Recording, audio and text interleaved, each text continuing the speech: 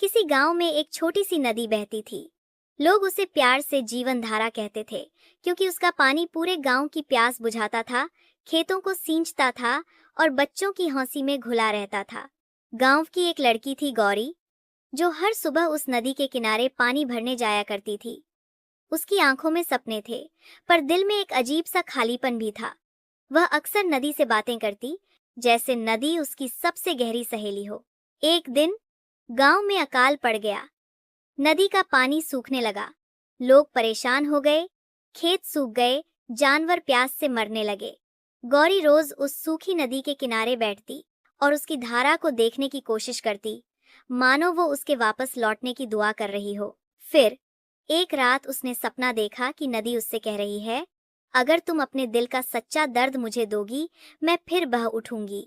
गौरी ने अगली सुबह नदी किनारे जाकर अपने दिल का हर दर्द नदी को बताया। वह बोली, है नदी, मुझे कोई सब्सक्राइब नहीं करता। उसकी आंखों से आंसू झरने लगे, जैसे वो नदी बन गई हो।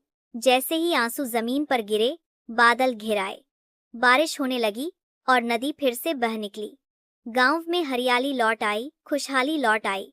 लोग गौरी को देखकर कहते, ये लड़की नदी की आत्मा है। गौरी बस मुस्कुराती और बहती धारा को देखकर उसकी लहरों में अपने आंसुओं की कहानी ढूंढती। हेलो दोस्तों, मैं आगे भी आपके लिए ऐसी ही मजेदार कहानियाँ लाती रहूंगी। Please like and subscribe my channel.